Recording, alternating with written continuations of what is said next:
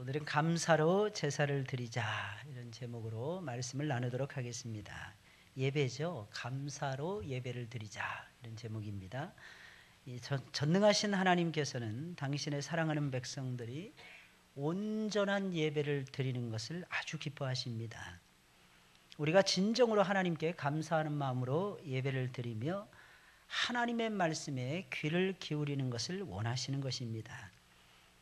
왜 그런 것입니까? 그것이 바로 하나님이 좋아하시는 온전한 예배의 모습이기 때문입니다. 그래서 시인은 오늘 본문의 말씀을 통해서 감사로 제사를 드리자라고 말하고 있는 것입니다. 하나님께서는 우리가 하나님의 비유나 맞추고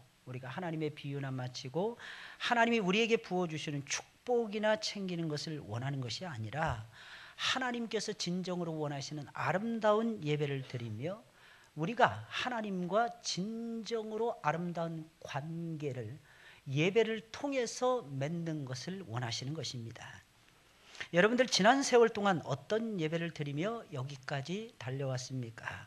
하나님은 우리가 진정으로 감사하는 마음으로 예배를 드리며 하나님을 기쁨으로 찬송하기를 원하셨습니다. 그러면서 하나님께서는 우리를 위해서 항상 최선을 다하셨습니다. 하나님께서는 진정으로 우리를 위해서 최선을 다하셨습니다. 그런데 우리는 어떤 예배를 드리면서 여기까지 왔습니까?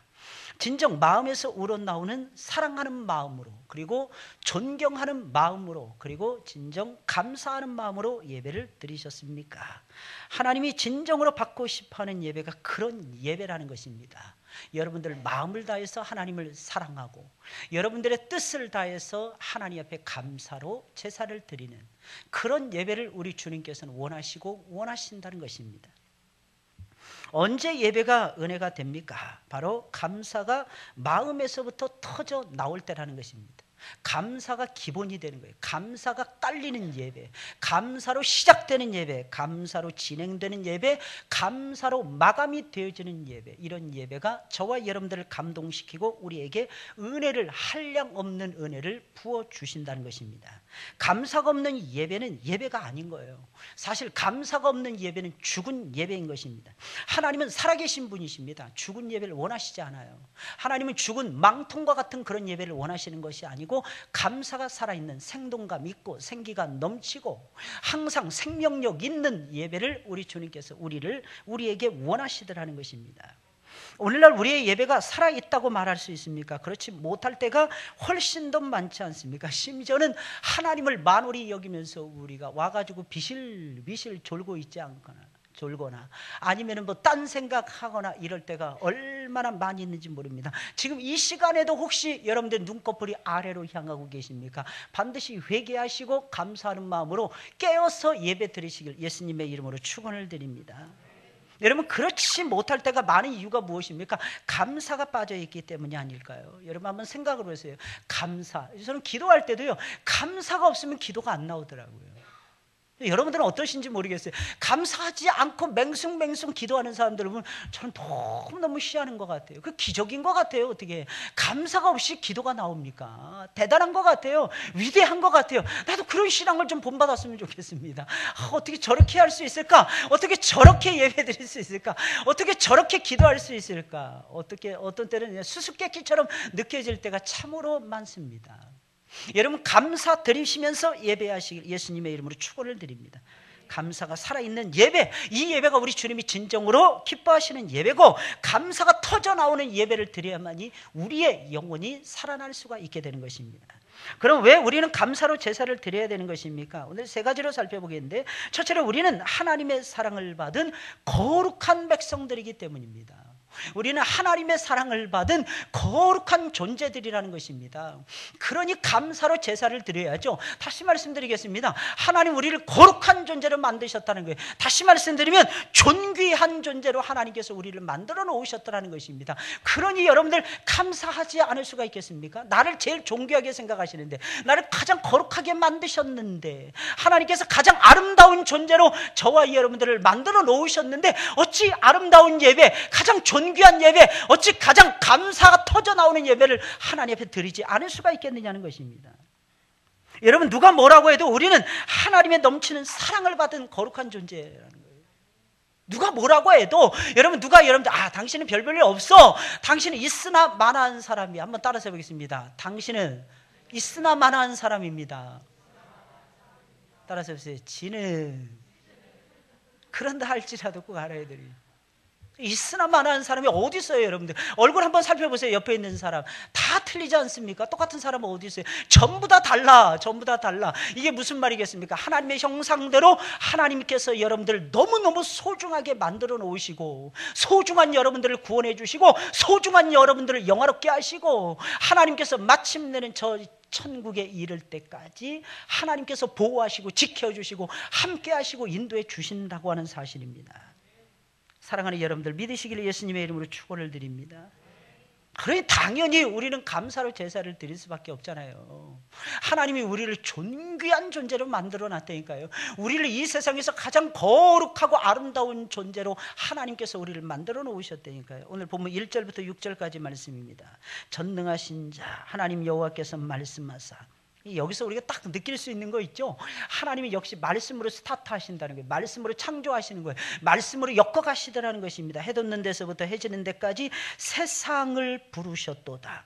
뭐 세상을 부르셨겠어요? 하나님께서 우리를 불러주신 거예요. 여기 우리를 딱 집어넣으면 딱 맞는 거예요. 온전히 아름다운 시온에서 하나님의 성전, 하나님의 집을 얘기하는 것입니다. 하나님의 빛을 발하셨도다. 여기도 역시 말씀의 빛이죠. 우리 하나님이 임하사 잠잠치 아니하시니 그 앞에는 불이 삼키고 그 사방에는 광풍이 불리로다. 불이 나오고 바람이 일어나더라는 것입니다. 하나님은 불 가운데 역사하시고 바람 가운데 계시잖아요. 하나님이 그 백성을 판단하시려고 심판하시는 것을 얘기하는 거예요. 윗하늘과 아랫땅에 반포하여 이르시되 나의 성도를 내 앞에 모으라. 나의 성도를 내 앞에 모으라. 곧 제사로 나와 언약한 자니라 하시도다. 하늘이 그 공의를 선포하리니 하나님 그는 심판장이심이로다. 여러분, 이렇게 말씀을 하고 있습니다. 비록 이스라엘 백성들은 이방인들 앞에서 하나님의 판단을 받아야 되는 처지에 놓여져 있었습니다. 여러분, 이스라엘 백성들이 어떻게 이방인들 앞에서 하나님의 판단을 받아야 되는 것입니까? 그럼에도 불구하고 그들은 여전히 하나님의 사랑을 받고 있었던 거룩한 존재요, 존귀한 존재들이었다고 하는 사실입니다. 하나님께서는 세상 모든 사람들을 전부 다 불러 모으신 후에는 내 백성을 판단할 것이 나의 성도를 모으라 명령하십니다. 아마 그때 이방인들은 아마 길길이 날뛰면서 좋아했을 것입니다. 하나님이 이스라엘 백성들, 당신의 백성들에게 심판을 내리시고 벌을 주려고 그러시나 보다라고 그들은 생각을 했을 것입니다. 물론 하나님은 당신의 백성들이 잘못하면 주저하지 아니하고 가차없이 벌을 내리십니다. 이유가 무엇입니까? 당신의 백성들이 바라야 되는데, 당신의 백성들이 옳은 데를 걸어가야 되는데 옳은 길을 못 걸어가니까 하나님께서 그걸 바꾸어 놓으시기 위해서 하나님께서는 당신의 백성들에게 벌을 내리신다는 것입니다. 그러나 이방인들의 그런 생각은 완전히 빗나가고야 말았습니다. 하나님의 생각은 다른 데 있었다는 것입니다. 설령 이방인들 앞에서 당신의 백성들에게 벌을 주고 심판을 내리심으로 그들이 상처를 받는다 할지라도 하나님의 목적은 다른 곳에 있었습니다. 그것이 무엇입니까? 하나님께서는 당신의 백성들을 고쳐주고 싶은 마음에서 하나님께서는 그런 역사를 펼쳐가신다는 것입니다. 사랑하는 여러분들이요, 제발 믿으시기를 예수님의 이름으로 축원을 드립니다.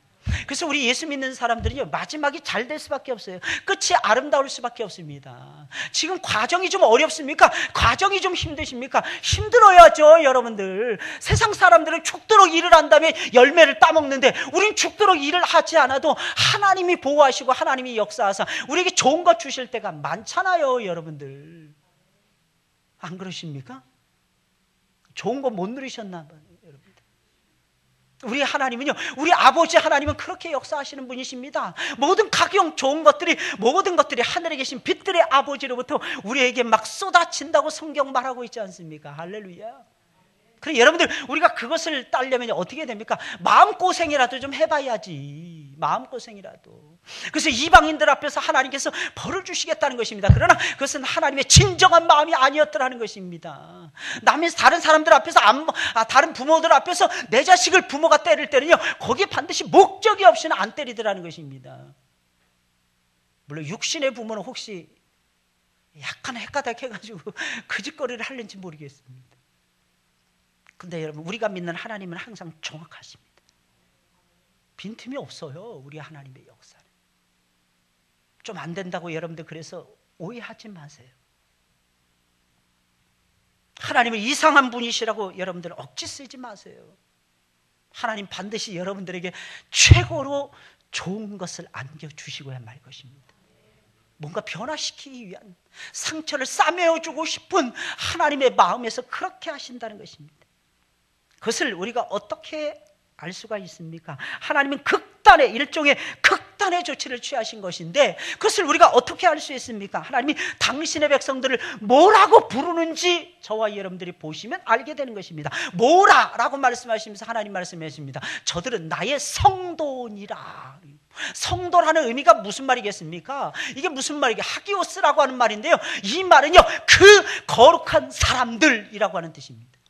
하나님은 당신의 백성들을 그 거룩한 사람들, 그 존귀한 존재들이라고 부르고 계신다고 하는 사실입니다.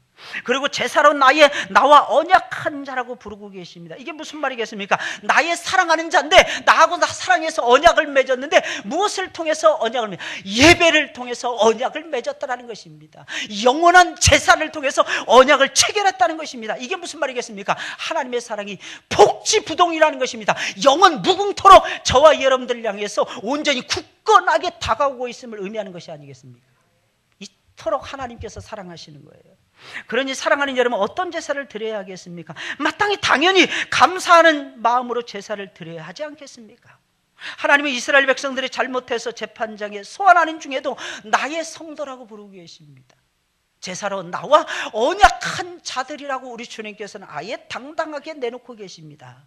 그런 하나님을 향해서 어떤 예배를 드려야 하는 것입니까? 하나님 왜 이토록 나를 사랑하세요? 하나님 정말 짜증이 납니다. 하나님 나를 혹시 너무 사랑해서 하나님께서 나에게 스토커처럼 사랑하시는 거 아닙니까? 여러분 그래야 되는 것입니까? 아니면 하나님은 왜 날 이렇게 사랑하시는 것입니까? 도대체 이 사랑을 어떻게 하나님께 갚으라고요? 이러면서 감사함으로 예배를 드려야 되는 것입니다. 하나님 사랑 대단한 사랑이세요. 하나님 부르시는 사랑입니다. 하나님 의롭다 하시는 사랑이십니다. 하나님 마침내는 저와 여러분들을 영화롭게 만들어 놓고야 마시는 위대하신 사랑을 우리에게 보여주고 계십니다. 그러니 어떻게 해야 될까요? 감사해야 되겠죠. 감사. 우리 마음속에 감사가 터져 나와야 되겠죠. 할렐루야. 감사하시는 여러분들이 되시길 예수님의 이름으로 축원을 드립니다. 지금까지 우리는 하나님의 위대하신 사랑을 받고 여기까지 왔고 지금도 우리는 변함없이 그 사랑을 받고 있는 겁니다. 한 번 시작된 하나님의 사랑은 절대로 중간에서 멈추지 않고 계속해서 우리에게 다가오고 있습니다. 그러니 마땅히 우리는 하나님께 감사하는 마음으로 아름답고 존귀한 예배를 드려야 하지 않겠습니까? 왜 감사해야 되는 것입니까? 하나님의 사랑이 너무너무 놀랍고 위대해서.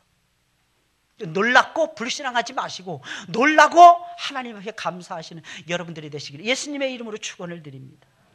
두 번째로 세계와 거기 충만한 모든 것이 모두 다 주님의 것이기 때문입니다. 그러니까 존재하는 모든 것이 다 주님의 것입니다. 나를 포함한 이 세상에 존재하는 모든 것이 전부 다 주님의 것이기에 우리는 마땅히 당연히 감사하는 마음으로 제사를 드려야 하는 것입니다.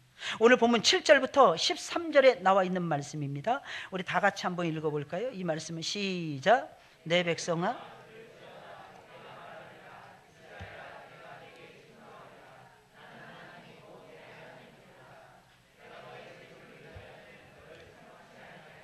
내 번제가 항상 내 앞에 있음이로다. 내가 내 집에서 수소나 내 우리에서 수염소를 취치 아니하리니 이는 삼림의 짐승들과 천산의 생축이 다 내 것이며 산의 새들도 나의 아는 것이며 들의 짐승도 내 것이미로다. 내가 가령 줄여도 내게 이르지 않을 것은 세계와 거기 충만한 것이 내 것이미로다. 내가 수소의 고기를 먹으며 염소의 피를 마시겠느냐. 아멘. 여러분 이스라엘 백성들은 하나님에 대해서 크게 오해를 하고 있었습니다. 우리는 살다 보면 하나님에 대해서 오해할 때 많죠. 그죠? 하나님에 대해서 오해할 때 너무 많아요. 그것이 문제인 것입니다. 그들은 하나님이 제물과 피를 좋아하신다라고 생각을 했습니다. 염소의 피를 흘리면 그 피를 하나님께서 꿀꺽꿀꺽 마신다고 생각을 했으며, 고기를 태워서 하나님 앞에 드리면 그 고기를 하나님이 드신다라고 생각을 했습니다. 그래서 그들은 최대한 많은 예물을 드리면 하나님이 무조건 좋아하실 것이다 라고 생각해서 엄청난 양의 많은 제물을 하나님 앞에 드리고 있었습니다. 그래서 하나님은 예물로는 이스라엘 백성들을 책망하시지 않겠다라고 말씀하고 있는 것입니다. 얼마나 많이 예물을 드렸는지, 얼마나 많은 양의 수소를 드렸는지, 얼마나 많은 양의 염소떼들을 드렸는지 하나님께서는 정말로 그것을 가지고는 내가 너희들을 책망하지 않을 거야 라고 말씀하고 계셨다고 하는 사실입니다. 그러나 과연 그럴까요? 물론 하나님은 당신의 백성들이 어렵고 힘든 상황에서 귀중한 예물, 목숨보다도 어떤 때는 소중한 예물을 드리는 것을 무척이나 하나님께서는 좋아하십니다. 왜냐하면 그것은 모든 것의 주인이 하나님이라는 것을 인정하는 아름다운 행위이기 때문이라고 하는 사실입니다. 사랑하는 여러분들, 우리가 물질을 하나님 앞에 드리잖아요. 이것이 무엇을 의미하는 것입니까? 이 세상에 존재하는 모든 것이 다 주님의 것입니다. 이것을 인정하는 거룩한 행위가 우리가 하나님 앞에 예물을 드리는 것입니다. 왜 그런 것입니까? 하나님 앞에 드리고도 하나님이 나에게 쓸 예물을 주신다, 재물을 주신다, 이렇게 믿는 마음이 없이는 하나님 앞에 절대로 우리는 드릴 수가 없잖아요, 여러분들. 그러니까 예물을 드린다, 이것은 재물을 드린다, 이것은 이 세상에 있는 모든 것이 하나님의 것입니다 라고 인정하는 거룩하고 아름다운 행위라는 것입니다. 그러나 아무리 그렇다고 할지라도 하나님은 염소의 피를 꿀꺽꿀꺽 마신다거나 아니면 그 고기를 드시는 분이 절대로 아니라는 사실을 저와 여러분들은 알아야만 될 것입니다. 오히려 반대이십니다. 하나님은 이스라엘 백성들의 죄 때문에 짐승들의 피를 흘리며 죽는 것이 그렇게 하나님 보셨을 때는 아까울 수가 없었다고 하는 사실입니다. 하나님은 짐승들이 죽는 것을 좋아하시는 것이 아니라 안타깝게 여기시며 아깝게 생각하시는 분이라는 것입니다. 왜 그런 것입니까? 전부 다 하나님의 것이기 때문입니다. 양도 소도 염소도 새들도 전부 다 주님의 것입니다. 다만 그것을 허락하신 것은 그렇게 하지 않으면 이스라엘 백성들의 죄를 용서할 수 있는 방법이 없었기 때문이라고 하는 사실입니다. 그래서 짐승들을 잡아서 하나님 앞에 드리라고 말을 하는 것입니다. 왜? 그렇게 해야만이 이스라엘 백성들이 죄사함의 은총을 받을 수가 있었기 때문이라는 것입니다. 하나님께서는 어떻게 하시냐? 궁여지책으로 그것을 선택할 수밖에 없었다고 하는 사실입니다. 짐승들이 이스라엘 백성들을 대신해서 피를 흘려야만이 그들의 죄가 사함을 받을 수가 있었기에 하나님께서는 어쩔 수 없이 짐승을 잡아서 죽이는 것을 허락하셨던 것입니다. 그러니 그들 짐승들이 죽을 때마다 하나님의 마음이 얼마나 아프셨겠습니까? 그것이 바로 주인의 마음이라고 하는 사실입니다. 하나님 모든 것의 주인이십니다. 그래서 하나님께서는 그것을 무조건 잡아서 죽이는 것을 하나님께서는 절대로 원치 아니하셨더라고 하는 사실입니다. 차라리 한번 하나님 앞에 회개하고 한번 짐승을 잡는 것으로 끝내는 것을 우리 주님께서는 그토록 바라시고 원하셨다고 하는 사실입니다. 사랑하는 여러분들, 꼭 명심하세요. 온 세계가 다 하나님의 것입니다. 이 세상 존재하는 모든 것이 다 하나님의 것입니다. 주님이 직접 만드시고 직접 다스리고 계신 하나님의 것이죠. 하나님의 것. 이 자리에 앉아 계신 여러분들도 하나님의 것입니다. 하나님은 그래서 여러분들 소중하게 여기시는 것입니다. 그러나 알아야 되는 것이 있어요. 하나님께서는 궁여지책으로 저와 여러분들을 통해서 제물을 드리게 하고 그 제물을 모아서 또 다른 영혼을 살리기를 우리 주님께서는 원하셨다고 하는 사실입니다. 그 방법밖에는 없어요. 이 세상에는 사람에게만 복음을 증거할 수 있잖아요. 천사도 흠말 많은 것이 전도자의 사명이 아니겠습니까? 그렇다면 어떻게 해야 될까요? 우리가 헌신해야죠. 우리가 희생해야 되는 것이 아닐까요? 사랑하는 여러분들, 잘 한번 생각을 해보시기 바랍니다. 많은 분들이 오해하는 부분이 있습니다. 하나님께서 내가 예물을 드리면 그거 다 하나님이 드실래나? 하나님은 안 드신다니까요. 하나님은 먼저 받으십니다. 그리고 하나님께서는 다시 당신의 백성들에게 쏟아내십니다. 그리고 그 재물을 가지고 이 세상에 또 다른 나를 구원하라고, 이 세상에 존재하고 있는 또 다른 나와 똑같은 슬픔에 잠겨있는 영혼들, 환난을 만난 영혼들, 예수 그리스도가 필요로 한 모든 영혼들을 살려내라고 하나님께서는 그 재물을 사용하시기를 원하신다고 하는 사실입니다. 사랑하는 여러분들 믿으시기를 예수님의 이름으로 축원을 드립니다. 전부 다 주님의 것이라는 것입니다. 그러니 주님 앞에 놓을 수밖에 없는 거 아니겠습니까? 어때요 여러분들? 하나님 앞에 내려놓는 것이 아까우십니까? 저는 이 말씀을 보면서 이런 생각을 했습니다. 우리 유대인들의 신앙에 대해서 항상 점검을 늘 해보잖아요. 이스라엘 백성들의 신앙에 대해서. 이스라엘 백성들 정말 대단한 것 같아요. 율법의 의로는요, 이스라엘 백성들 따라갈 만한 사람들이 없었던 것 같습니다. 이 행함에 대해서는 이스라엘 백성들 따라갈 수 있는 사람들이 아무도 없었다는 것입니다. 이스라엘 백성들은요, 여러분 생각해 보세요. 소, 양, 염소, 이것이 그들의 생계 수단이었어요. 이거 없이는 그들이 살아갈 수가 없었다는 것입니다. 그런데 이스라엘 백성들은 그것을 그냥 하나님 앞에 드려버리잖아요. 거기에는 하자가 하나도 없었어요. 하자가 하나도 없었어요. 사랑하는 여러분들, 진짜 은혜 받기를 원하십니까? 진짜 하나님이 여러분들에게 부어주시는 복을 누리길 원하십니까? 그럼 묻겠습니다. 여러분들의 생명이 누구의 것입니까? 또 묻겠습니다. 여러분들이 가지고 있는 작은 재물이 누구의 것입니까? 오늘날에 많은 사람들이 자기를 사랑합니다. 그리고 돈을 사랑하더라는 것입니다. 그 두 가지 때문에 하나님 앞에서 받을 은혜를 놓치고 있는 거예요. 하나님의 것입니다. 기쁨으로 하나님께 한번 드려보세요. 멋지게 한번 드려보세요. 저는 드리는 자가 하나님 나라 차지한다고 믿습니다.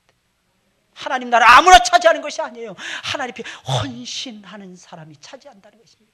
성장하는 사람이 차지하는 것이 아니라 헌신하는 사람이 차지한다는 것입니다. 한번 멋지게 한번 헌신해 보세요.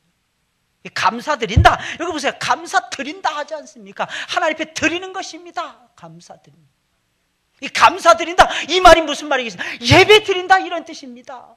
감사드린다. 이것은 단순히 감사만 드린다 이런 뜻이야. 예배를 드린다는 것입니다. 근데 이스라엘 백성들 어떻게 생각했습니까? 예배를 드린다 그 정도가 아니었다니까요. 예물을 하나님 앞에 왕창 드린다 이런 의미로 예배를 드리고 감사를 드리고 있었다니까요.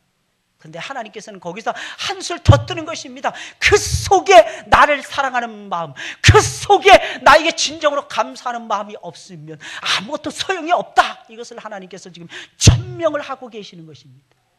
그러면서 하나님이 역설적으로 말씀하시는 거예요. 너희들이 가지고 있는 모든 것들, 아니 너희들의 소유가 아닌 모든 것들까지도 다 내 것이니라, 내 것이니라. 사랑하는 여러분들, 믿으시기를 예수님의 이름으로 축원을 드립니다. 여러분, 김정은이가 누구의 것입니까? 저는 하나님의 것이라고 믿어요. 북한이 가지고 있는 모든 자원들 누구의 것입니까? 하나님의 것입니다. 하나님의 허락을 하시지 않으면 절대로 1m도 공중으로 쏘아 올릴 수가 없습니다. 하나님이 누르고 계시는 거예요. 오해하지 마세요. 김정은이가 착해서 그만둘 것이라고 생각하지 마세요, 여러분들. 하나님이 누르고 계시는 거예요. 할렐루야. 여러분들 지금 이 자리에 전부 다 와서 앉아 계시잖아요. 어떻게 해서 앉아 계실까요? 여러분들은 하나님을 사랑해서? 그러면 진짜 좋죠. 감사하죠. 제가 춤추고 할렐루야 하면서 목회할 겁니다. 근데 그게 아니고 이 자리에 안 앉아 있으면 안 될 것처럼 하나님이 만들어 놓으시니까 사실은 이 자리에 와서 앉아 있는 거예요. 언제 그것을 알 수 있느냐? 선택하라. 그러면 맨날 세상만 선택하고 있어요. 맨날 선택하라. 그죠? 맞잖아요. 시간만 나면 꼭 딴짓 하려고 말이에요. 틈만 나면.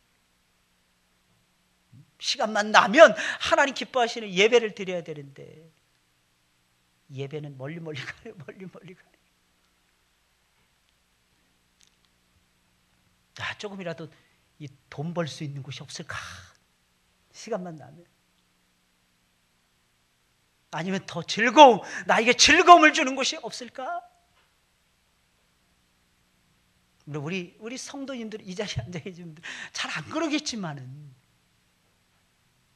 안 그런다는 보장도 별로 없어요. 어떤 때는 보면은. 사실은 우리 주님께서 우리 안에서 강권적으로 역사하시기 때문에 하나님께서 강권적으로 역사하시는 거예요. 딴 데 바라보지 못하도록 다 고정시키는 거예요. 우리 시선을. 다른 곳에 우리의 귀를 열어놓지 못하도록 우리의 귀를 오직 하나님의 음성에만 기울이도록 하시는 거예요.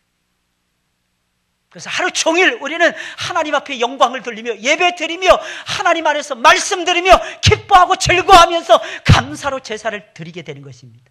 이건 하나님의 작품이라는 거예요.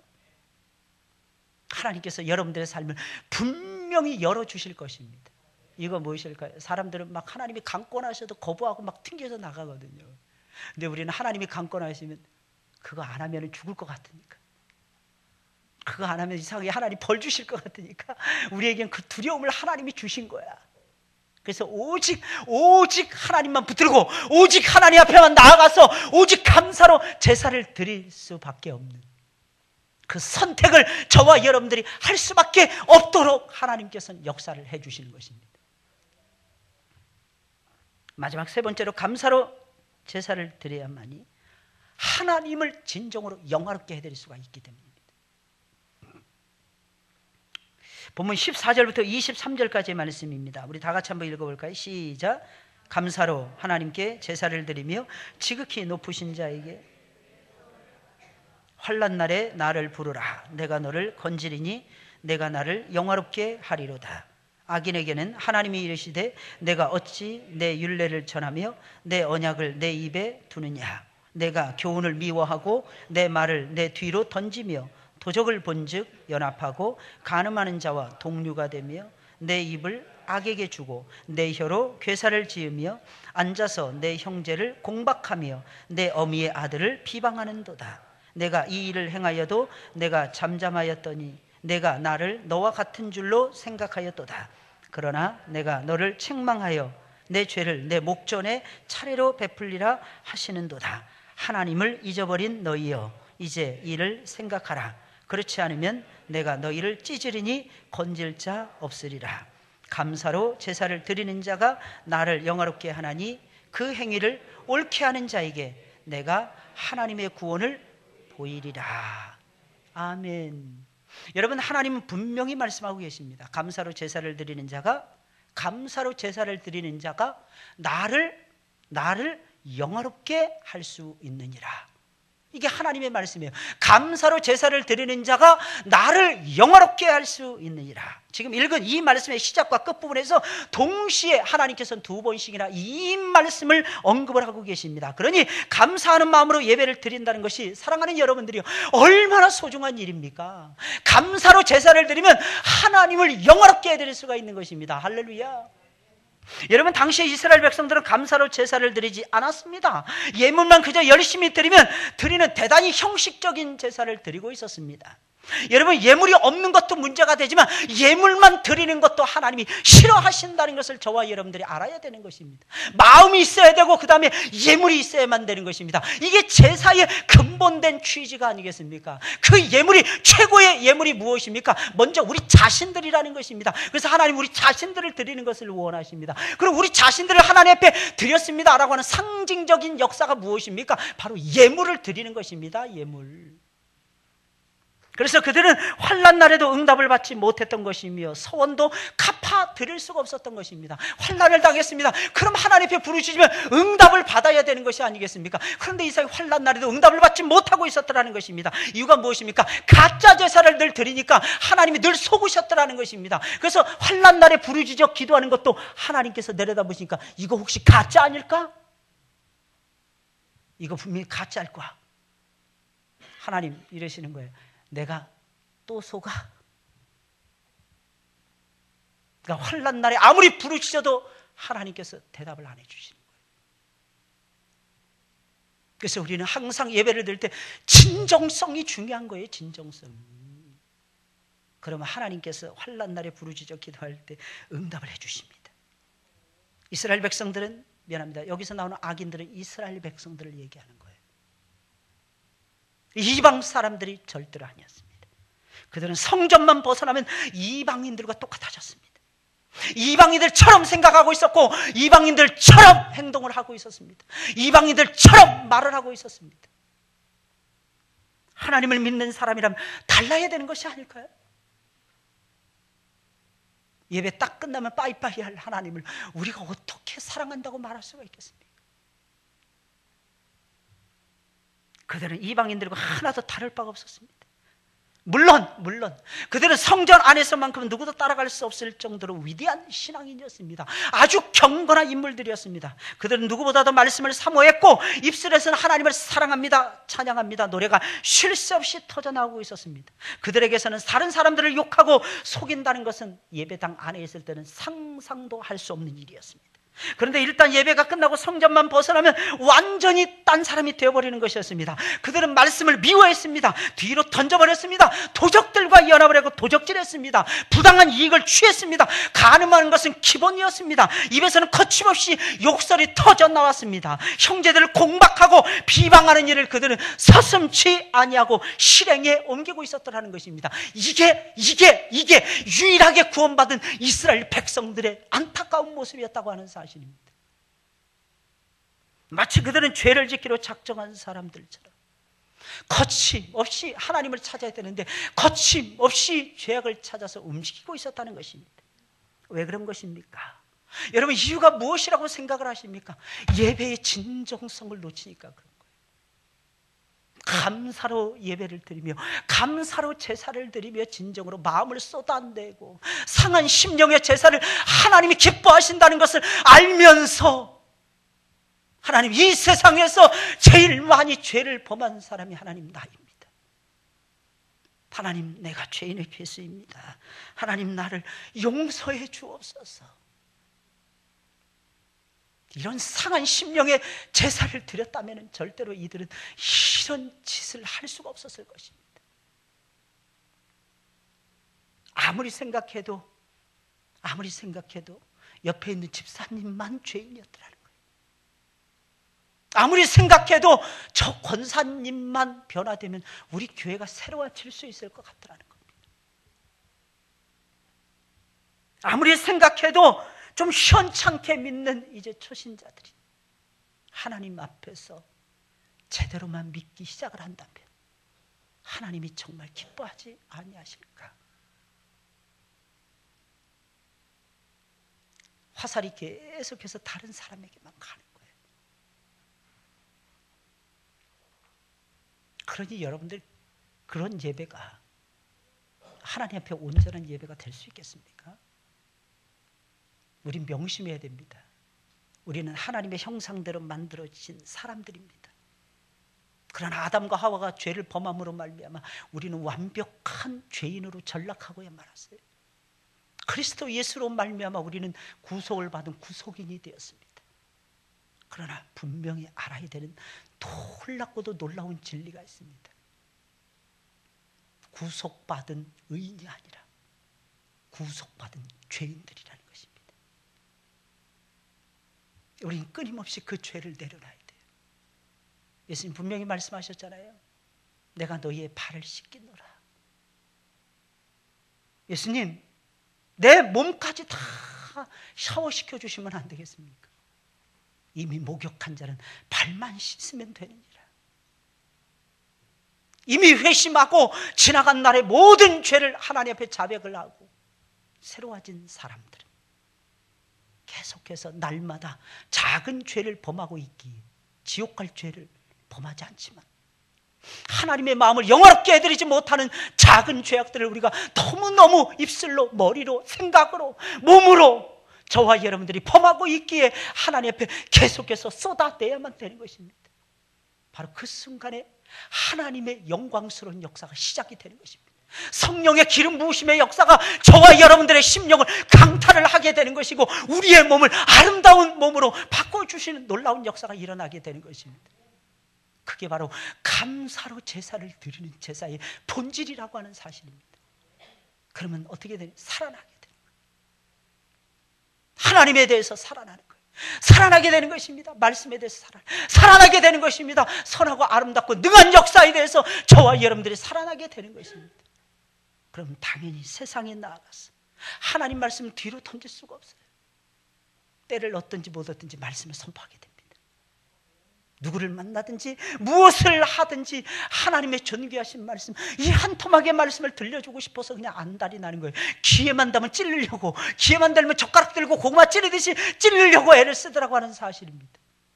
근데 그렇지 않은 사람은 같이 그냥 짝짝꿍 되는 거예요. 이제 교회 욕하면 교회 같이 욕하는 거예요. 목사 욕하면 같이 목사 욕도 같이 해버리는 거예요. 왜? 나하고 상관없는 목사니까, 나하고 상관없는 교회니까. 사실 정작 따지고 보면 교회가 잘 되는 게 나하고 무슨 상관이 있어? 그 은혜를 체험하지 못하니까 말입니다. 교회가 잘 되는 것이 우리들이 잘 되는 것입니다. 여러분들 아십니까? 여러분들 항상 하셔야 되는 것이 있어요. 하나님의 뜻이 나타나야만이 우리가 잘 먹고 잘 살게 된다는 것을 아셔야 될 것입니다. 할렐루야. 그래서 늘 하나님 이러는 거 아니겠습니까? 하나님이 최고인 거예요. 할렐루야. 어디나 하나님 늘 하나님을 드러내시는 여러분들이 되실 예수님의 이름으로 축원을 드립니다. 그냥 감사 그냥 터지는 거예요. 혼자 있어도 감사, 둘이 있어도 감사, 열이 있어도 감사, 하나님 앞에 제사 드리는 것입니다.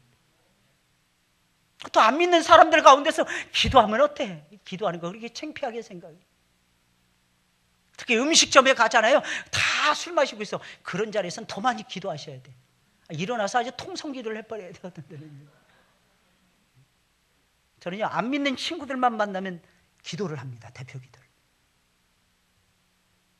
그때 그들이 기도하지 않으면 그놈들이, 그 작것들이 언제 기도하겠어요?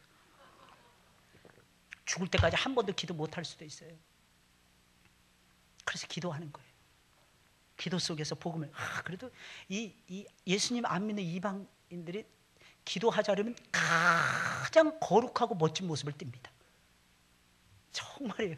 어떤 사람은 손을 꽉 붙여. 야, 우리도 안 하는 짓을 걔네들이 하는 거예요. 왜? 형식만 남아있으니까. 마음은 없고 형식만. 그렇게 하지 않으면 혹시 하나님이 안 들어주실까 봐 그냥 손을 그냥 꽉 쥐어. 또 사람 막 이러는 거예요. 명상하듯이. 그리고 그걸로 땡이지만. 근데 그렇게 작은 역사들이 모여져서 언젠가는 그 영혼이 부서질 날이 금방 올 것입니다.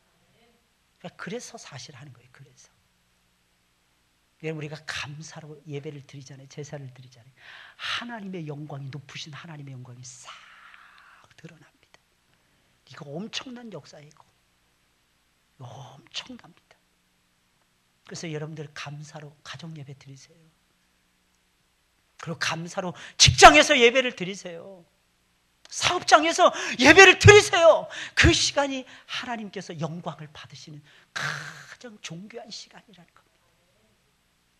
예수 믿고 저는 가장 신나는 것이 있는데, 이게 뭐냐면 예배 드리는 거예요. 예배 드리면 목사만 죽어나는 거예요. 오늘 우리 교육부장님이 저한테, 목사님 이거 우리 정교인 수련회 계획표입니다. 살펴보세요. 바쁜 중에도 꼭 붙들고 꼭 얘기를 해요. 꼭 보고 한다 그러고 이거 생각해 보세요. 막 얘기하는 거예요.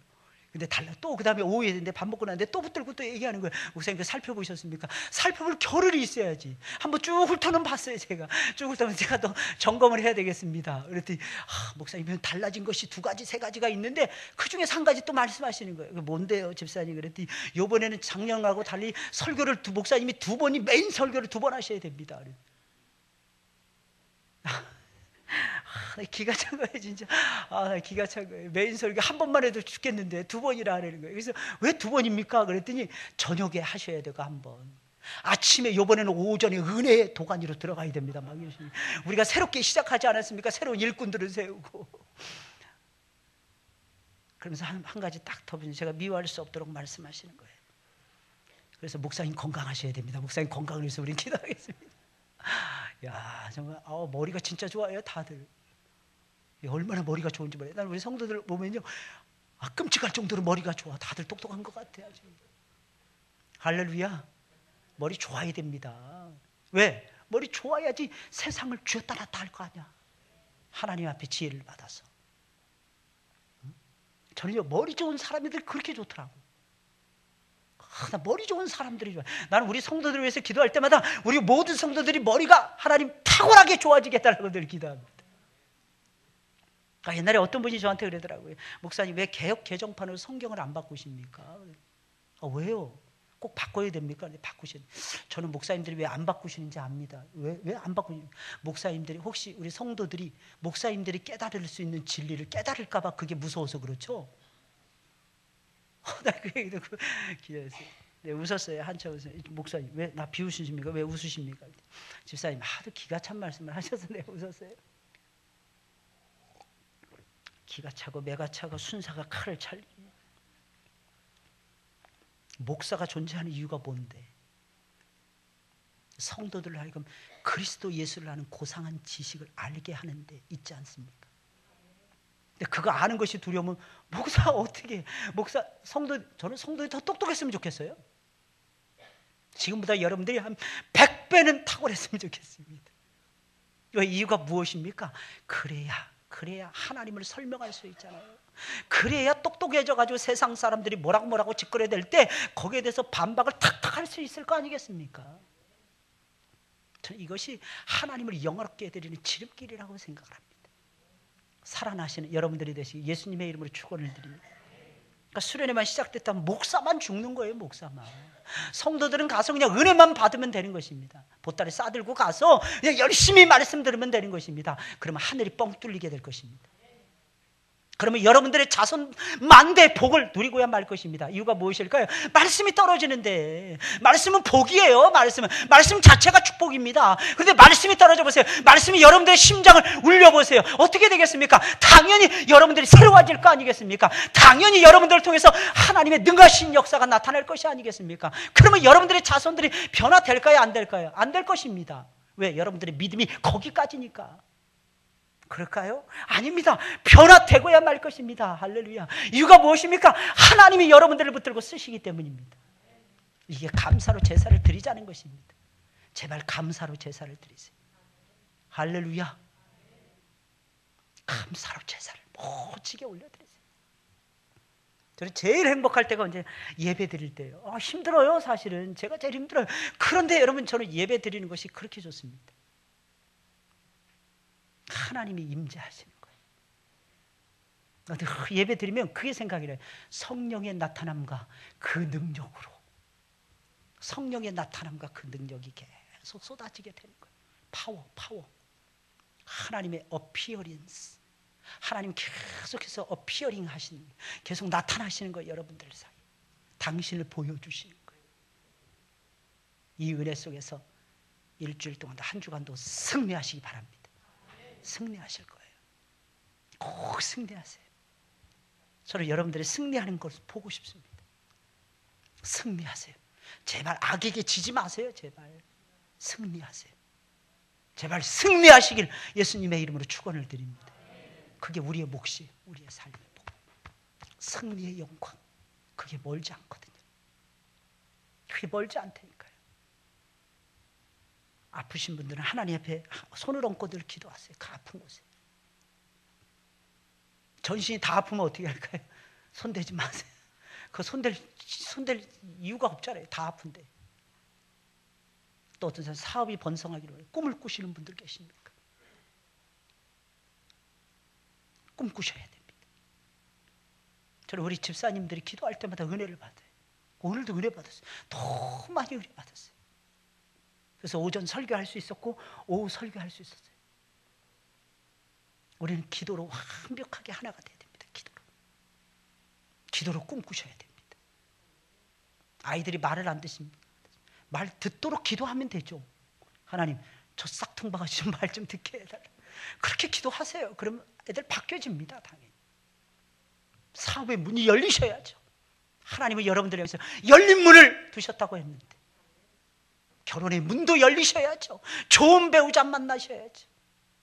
그리고 애도 작년에만 낳고 관두면 안 되죠. 올해도 또 낳으셔야죠. 올해도 또 낳으셔야 돼요. 애도. 열린 문. 하나님 열린 문. 자궁에 열린 문을 달라고 기도하세요. 하나님이 열어주신다는 거예요. 꼭 하나님이 주십니다. 마음이 오픈된 자에게, 기도하는 자에게, 예배드리는 자에게 하나님께서는 그 놀라운 역사를 이루시고야 말 것입니다. 할렐루야. 이제 찬송을 부르겠습니다.